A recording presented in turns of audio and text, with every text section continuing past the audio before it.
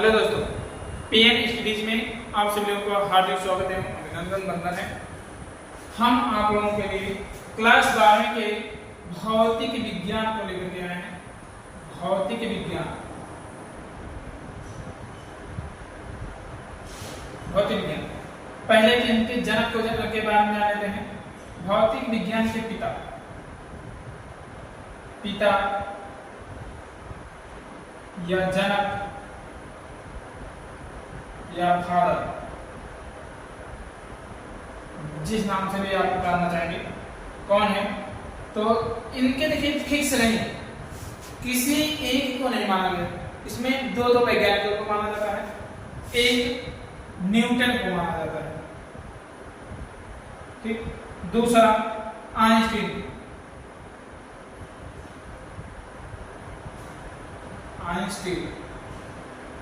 ठीक। इसीलिए भौतिक विज्ञान के परिभाषित करने वाले दो वैज्ञानिक हैं। कौन कौन? एक न्यूटन द्वारा बताया गया है, न्यूटन द्वारा। दूसरा आइंस्टीन द्वारा,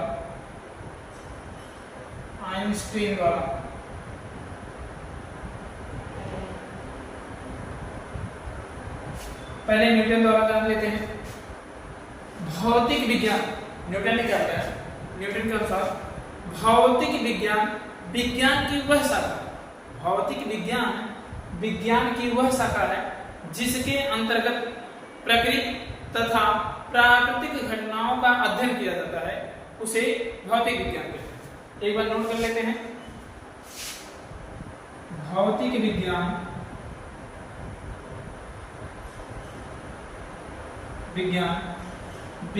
की वह शाखा है,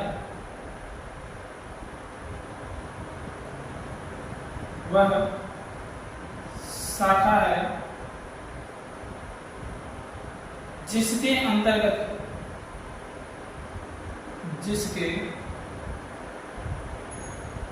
अंतर्गत प्रकृति तथा प्राकृतिक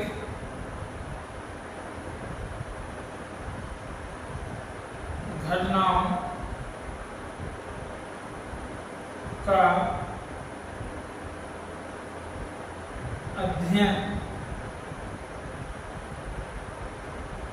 किया जाता है, ठीक। अब आइंस्टीन के द्वारा देखा जाए, आइंस्टीन ने क्या बताया?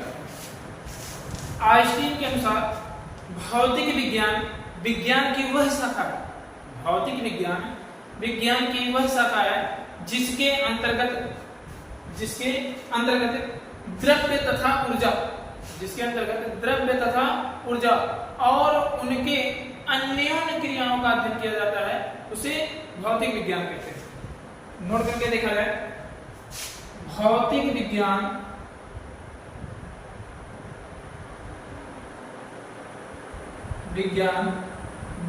की वह शाखा है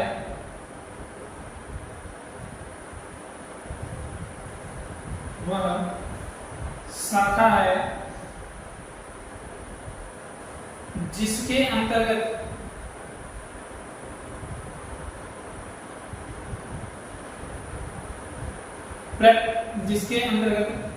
द्रव्य तथा ऊर्जा और उनके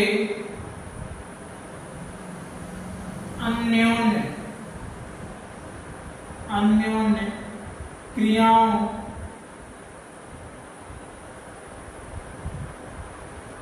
क्रियाओं का अध्ययन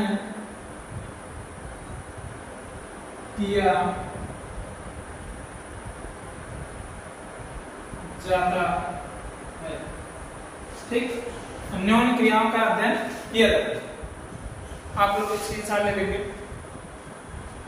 चलिए अब हम इससे आगे बढ़ेंगे, ठीक। अब आगे बढ़ेंगे, अब क्लास 12वीं की भौतिक विज्ञान के बारे में जानेंगे।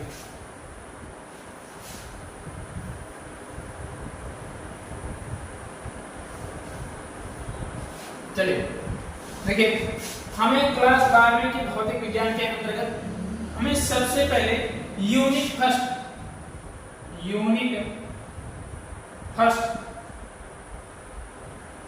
इकाई एक के बारे में जानकारी लेना। यूनिट फर्स्ट के अंतर्गत हमें स्थिर वैद्युतिकी के बारे में जानकारी लेना है। स्थिर वैद्युतिकी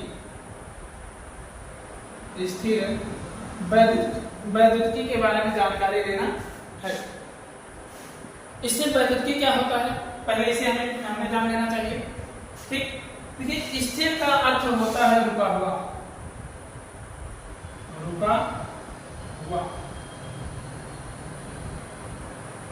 अब वैद्युतिकी किसके कारण उत्पन्न होता है? आवेश के कारण उत्पन्न क्षेत्र, आवेश के कारण उत्पन्न बल या क्षेत्र। अर्थात हम कह सकते हैं भौतिक विज्ञान के अंतर्गत या भौतिक विज्ञान की वह शाखा, जिसके अंतर्गत स्थिर आवेश द्वारा उत्पन्न वैद्युत क्षेत्र तथा बलों का अध्ययन किया जाता है। उत्पन्न वैद्युत क्षेत्र तथा वैद्युत बलों का अध्ययन किया जाता है, उसे स्थिर वैद्युतिकी कहते हैं। एक बार नोट करके देखते हैं परिभाषा इसकी। देखिए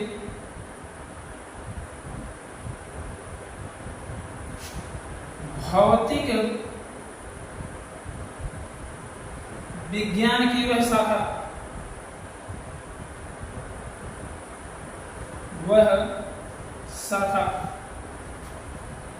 जिसके अंतर्गत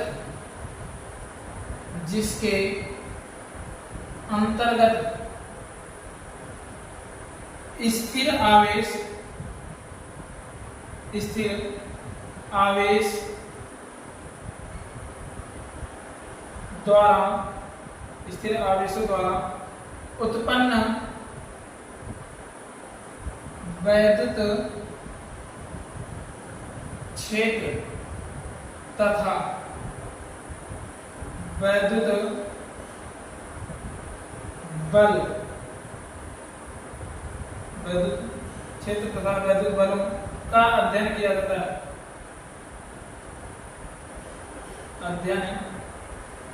जाता है। उसे स्थिर वैद्युतिकी कहते हैं।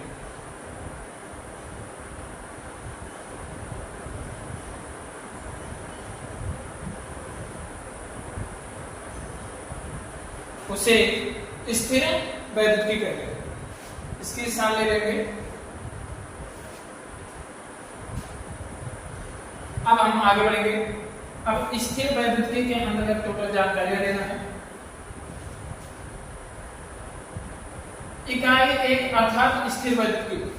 इकाई एक स्थिर वैद्युतिकी के अंतर्गत हमें 4 चैप्टरों के बारे में जानकारी लेना है। कितने चैप्टर के बारे में? 4। इसको 4 भागों में बांट करके पढ़ेंगे। पहला जो है वैद्युत क्षेत्र, वैद्युत आवेश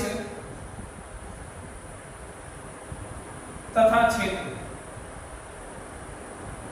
ये आपका पहला चैप्टर हो जाता है। दूसरा चैप्टर गास की प्रमेय,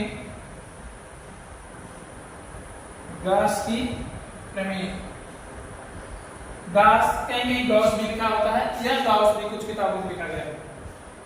तीसरा आपका हो जाता है वैद्युत विभव,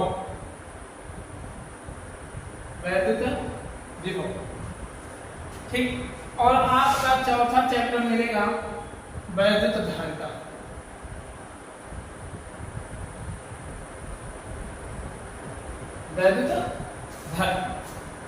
देखिए बच्चों, हम धीरे धीरे हर एक चैप्टर के बारे में अध्ययन करेंगे।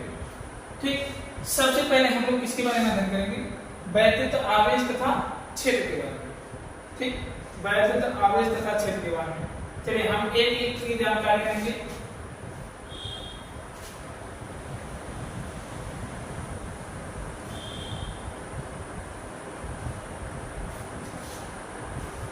चलिए वैद्युत आवेश,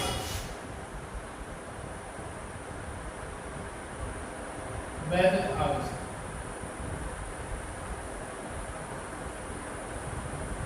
मुझे वैद्युत आवेश की खोज करने वाले वैज्ञानिक या आप कह सकते हैं खोजकर्ता, इसकी खोजकर्ता थॉमसन, जिन्होंने एक अंबर पदार्थ को बिल्ली की खाल पर रगड़ करके प्राप्त किया था, ठीक, वहां से। तो इस प्रकार हम कह सकते हैं रगड़ना अर्थात घर्षण करना, अर्थात हम कह सकते हैं किस विधि द्वारा आवेश का उत्पादन हुआ है, तो आप कह सकते हैं घर्षण विधि द्वारा। आवेश की खोज किस विधि द्वारा हुई है, तो आप बताएंगे घर्षण विधि द्वारा, ठीक। बाद में तरह तरह के वैज्ञानिक आए जिन्होंने इसमें सुधार लाए। तो सबसे पहले हम वैद्युत आवेश के बारे में जानते हैं। वैद्युत आवेश क्या है, परिभाषा देखिए, पहले एक बार पढ़ लेंगे, उसके बाद हम लोग परिभाषा को नोट करेंगे, ठीक। किसी पदार्थ का, सुनिए ध्यान से, किसी पदार्थ का वह गुण, किसी पदार्थ का वह गुण जिसके कारण वह वैद्युत क्षेत्र उत्पन्न करता है या अथवा उसका अनुभव करता है, उसे वैद्युत आवेश कहा जाता है। फिर से एक बार सुनेंगे, किसी पदार्थ का वह गुण, किसी पदार्थ का वह गुण जिसके कारण वह वैद्युत क्षेत्र उत्पन्न करता है अथवा उसका अनुभव करता है, उसे हम क्या कहते हैं, वैद्युत आवेश कहते हैं। लिख लेते हैं एक बार, किसी पदार्थ का वह गुण, वह गुण जिसके कारण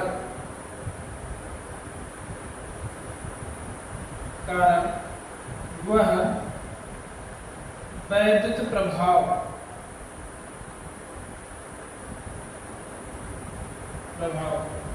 उत्पन्न करता है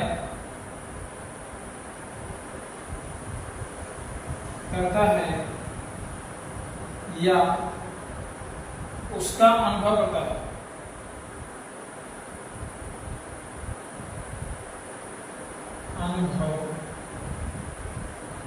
है, उसे वैद्युत आवेश कहते हैं।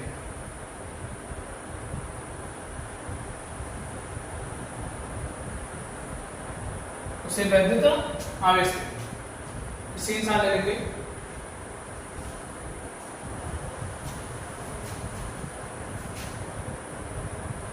चलिए अभी इसे और आगे बढ़ते हैं।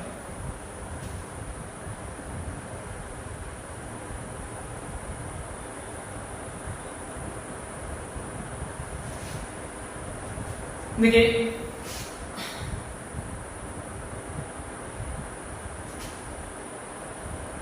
इसे वैद्युत आवेश को क्यों इस्तेमाल क्यों या आप कैपिटल क्यों दोनों से किसी से भी प्रदर्शित करते हैं। इसे इस्तेमाल क्यों अथवा कैपिटल क्यों से प्रदर्शित किया जाता है तथा इसका मात्रक और मात्रक में कौन सा मात्रक, एसआई मात्रक, ठीक। एसआई मात्रक का आपका कूलाम होता है जिसे सी से प्रदर्शित करते हैं, जिसे किसे प्रदर्शित किया जाता है, सी से प्रदर्शित किया जाता है, ठीक। अब हम आगे बढ़ेंगे। आवेश को दो भागों में बांट दिया गया, आवेश को दो भागों में बांट दिया जाता है, एक धनावेश, दूसरा ऋणावेश।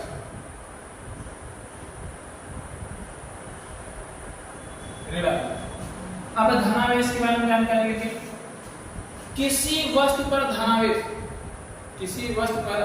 धनावेश उसके इलेक्ट्रॉन सामान्य अवस्था से इलेक्ट्रॉनों की कमी को प्रदर्शित करता है। एक बार नोट करके देखते हैं। किसी वस्तु पर धनावेश उसके सामान्य अवस्था से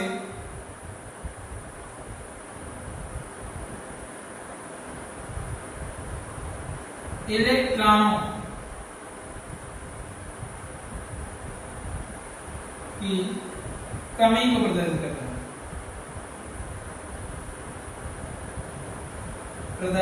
है।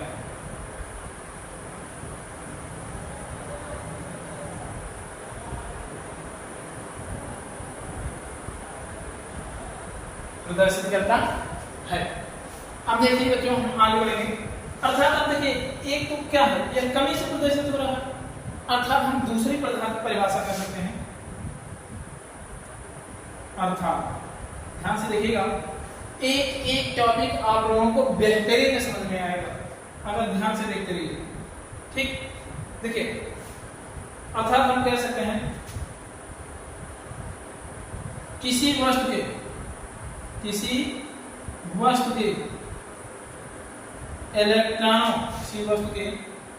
इलेक्ट्रॉनों की कमी से उत्पन्न आवेश को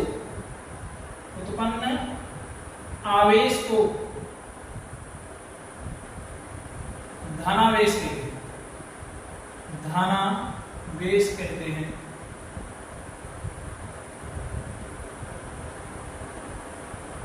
एग्जाम्पल समझ लेते हैं।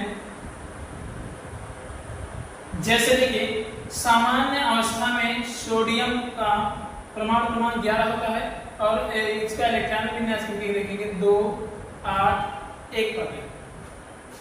लेकिन वही सोडियम जब एक इलेक्ट्रॉन त्याग देता है तो आप जानेंगे तो एक इलेक्ट्रॉन त्यागेगा, अर्थात पॉजिटिव चार्ज रखेगा, यहाँ पे 10 बचेगा और 2, 8 अब आप क्या देख रहे हैं कि यह सामान्य अवस्था से क्या है, इलेक्ट्रॉनों की कमी को प्रदर्शित कर रहा है। इसी प्रकार हम दूसरे के बारे में जानकारी लेते हैं, ऋणावेश के बारे में। ठीक, तो किसी वस्तु पर ऋणावेश सामान्य अवस्था से इलेक्ट्रॉनों की अधिकता को प्रदर्शित करता है। किसी वस्तु पर ऋणावेश सामान्य अवस्था से इलेक्ट्रॉनों की अधिकता को प्रदर्शित करता है।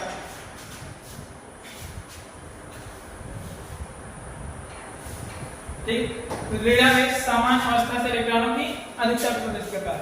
अब नोट करके हम लोग देखेंगे। देखिए, किसी वस्तु पर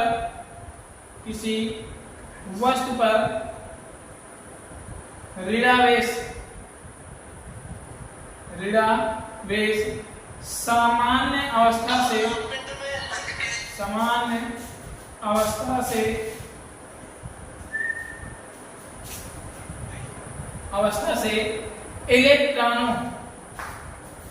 इलेक्ट्रॉनों की कमी को प्रदर्शित करता है, अधिकता को प्रदर्शित करता है। इलेक्ट्रॉनों की अधिकता को प्रदर्शित करता है। ठीक, अर्थात हम दूसरे भाषा में कह सकते हैं कि किसी वस्तु पर इलेक्ट्रॉनों की अधिकता से उत्पन्न होने वाले आवेश को ऋणावेश कहते हैं। लिख करके देखेंगे, किसी वस्तु पर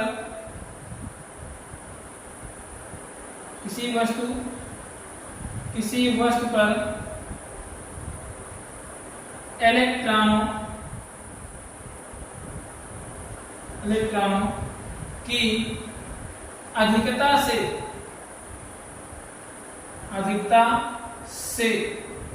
उत्पन्न होने वाले